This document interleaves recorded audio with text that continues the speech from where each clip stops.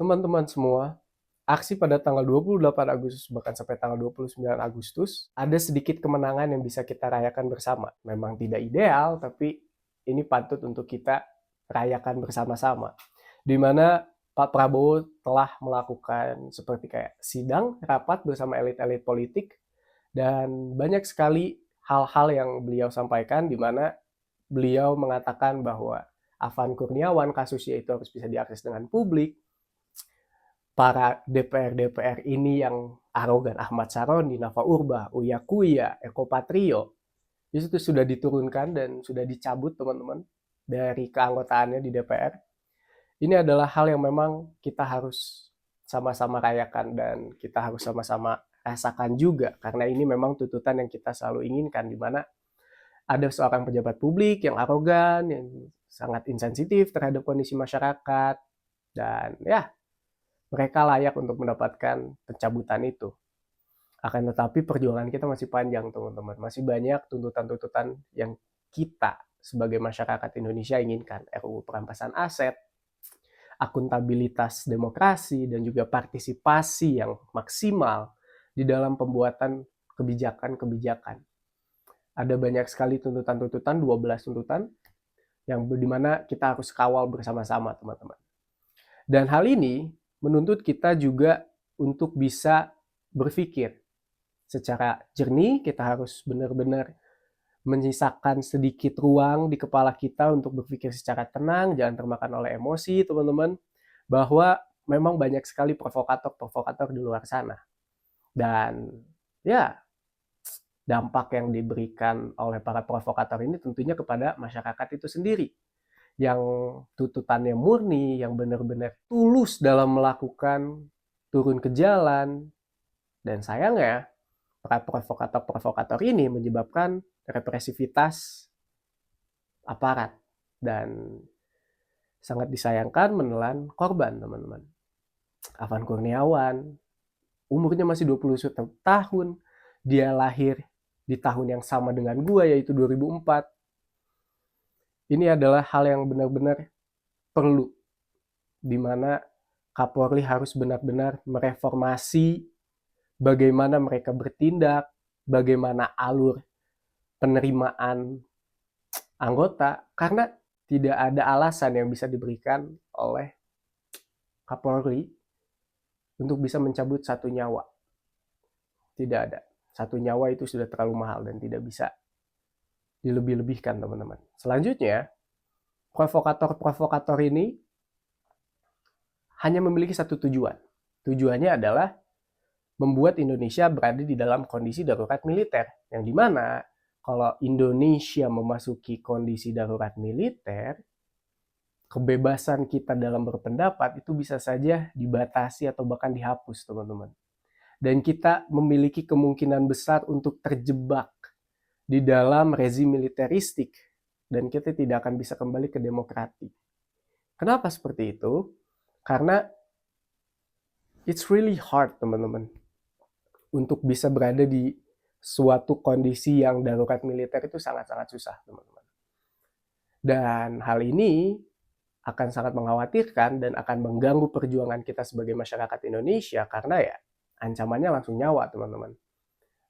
Jika Indonesia masuk ke darurat militer, kekerasan yang terjadi kepada para mahasiswa, para buruh, para koalisi masyarakat sipil, itu akan dihalalkan lah istilahnya. Dan ini akan menjadi berbahaya sekali karena akan menelan banyak sekali korban jiwa. Sangat berbahaya lah teman-teman. Dan sehingga jangan terprovokasi teman-teman.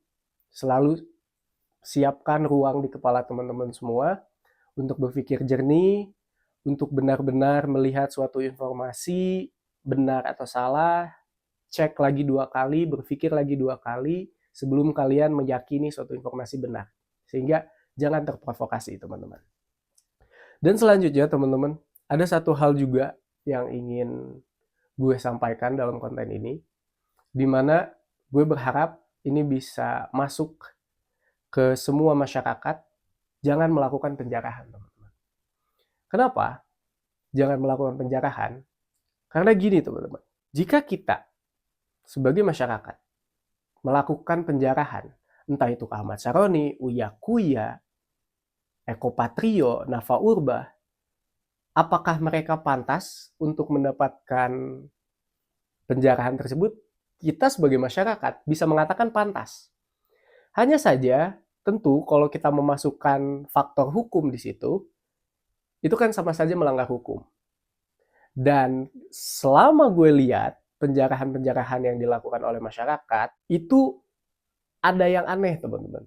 Dimana biasanya rumah-rumah para pejabat publik ini dikawal oleh TNI, dikawal oleh polisi, ini malah dibiarin gitu. Dibiarin, dibebaskan untuk melakukan penjarahan. Dan gue ngelihatnya, ini tuh sebagai bentuk ya para TNI, para polisi ini membiarkan masyarakat melakukan penjarahan agar mereka memiliki alasan untuk melakukan kekerasan atau bahkan untuk bisa melakukan kekerasan kepada masyarakat.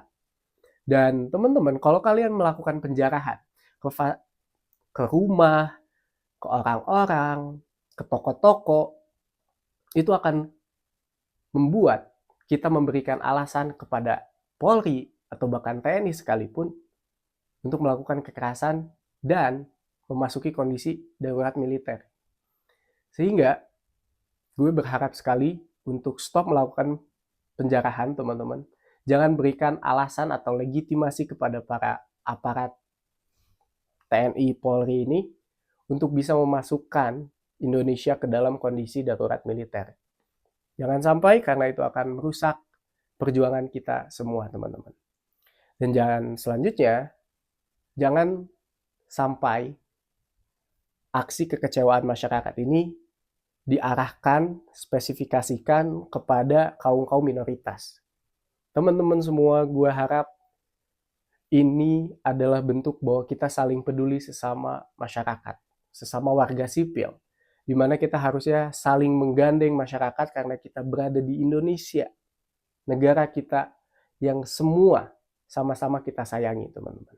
Dan kalau dua hal ini, di mana penjarahan dilakukan, aksi rasial dilakukan, ini berarti udah ada yang nggak sehat nih, teman-teman, di dalam kita melakukan aksi. Dan semakin kita melakukan dua hal ini, maka semakin besar pula lah kesempatan Indonesia atau kesempatan para pemegang kekuasaan-kekuasaan ini untuk memasukkan Indonesia ke dalam kondisi darurat militer.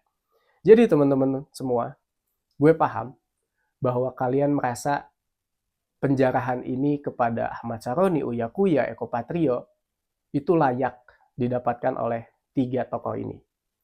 Tapi teman-teman semua, it's not right dan kita tidak bisa membenarkan hal tersebut. Dan jangan sampai teman-teman kita kaum minoritas itu juga mendapatkan kepuasan masyarakatnya. Mari kita tunjukkan bahwa masyarakat itu memiliki kualitas yang lebih baik dibandingkan para pejabat-pejabat publiknya.